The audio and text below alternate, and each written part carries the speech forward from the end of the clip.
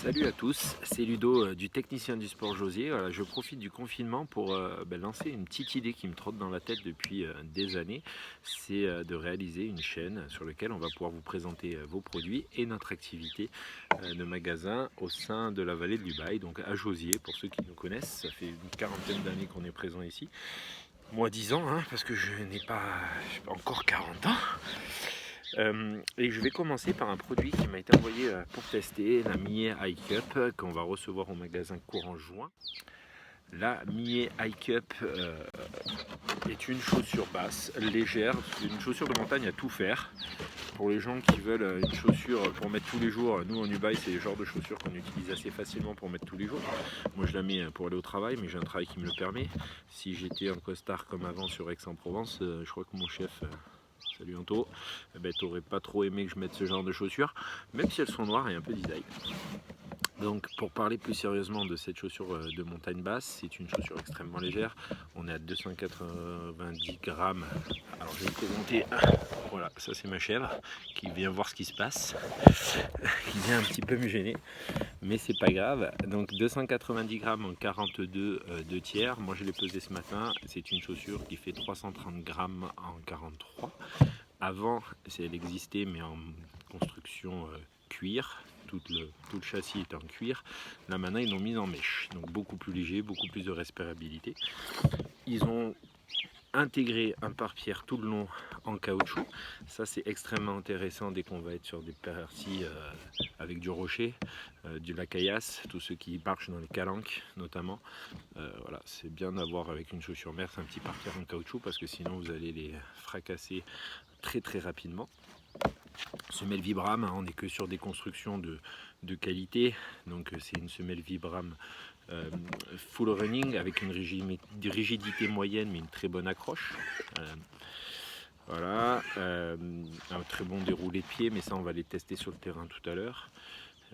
Voilà. Alors pourquoi une chaussure basse quand on est en montagne? Mais c'est pour tous les gens qui cherchent une chaussure pour aller faire des petites randos. C'est important d'avoir une chaussure basse et une chaussure haute quand on peut, quand on marche beaucoup, pour travailler la proprioception du pied. Il faut que le pied il travaille naturellement, sinon il est engoncé dans une chaussure trop serrée, et ben après c'est là où on risque les entorses. Donc de temps en temps aller faire des petites balades avec des basses, c'est assez intéressant, notamment quand vous faites des choses assez courtes et vous n'avez pas de poids.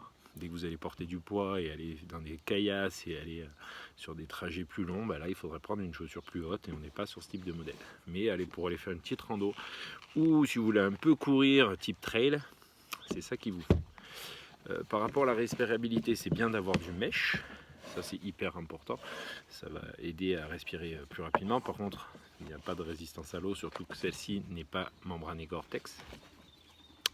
Par contre, il faut la coupler à une chaussette de qualité. Donc nous, on va vous proposer du Monnet, la Monnet type Trail Expert, qui est une chaussette basse, mais ça je vous en parlerai dans un deuxième temps, mais qui est une chaussette très confortable et qui va permettre de faire l'évacuation de l'humidité et l'entrée d'air aussi facilement. Alors que si vous avez une chaussette coton qui absorbe beaucoup trop d'humidité, vous perdez toute l'efficacité. Voilà, et c'est quand même dommage. Donc petit plus de chez Mier, parce qu'on est toujours dans l'escalade. Donc ça, pour les enfiler, ça peut aider, même s'il existe des très bons chausse-pieds. Mais c'est aussi pratique pour les accrocher au sac. Quand on veut une chaussure basse et qu'on a fait du GR sur plusieurs journées et qu'on va faire de la plus grosse montagne, vous accrochez ça au sac de temps en temps. Ou pour aussi, si vous voulez juste marcher dans l'herbe, et les approcher. Allez, on va aller les tester assez rapidement parce que j'ai quand même envie d'aller les tester maintenant que je les ai sortis.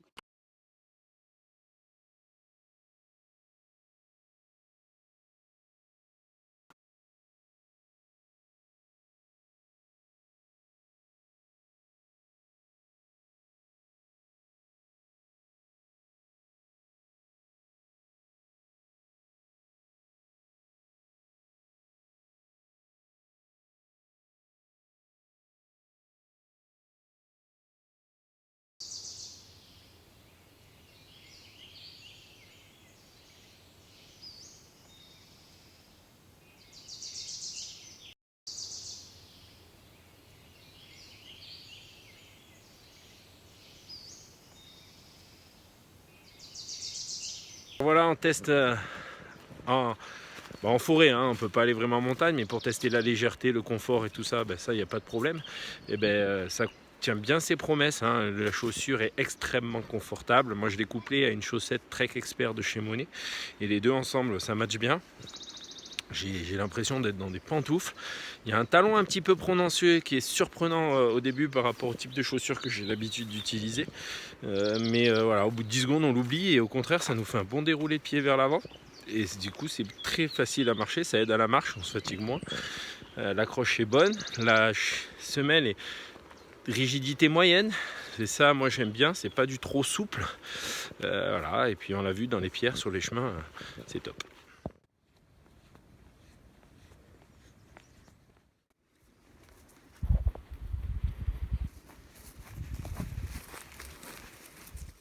Ben voilà, merci de nous avoir suivis sur notre première vidéo YouTube du technicien d'e-sport Josier en ce 25 mai 2020.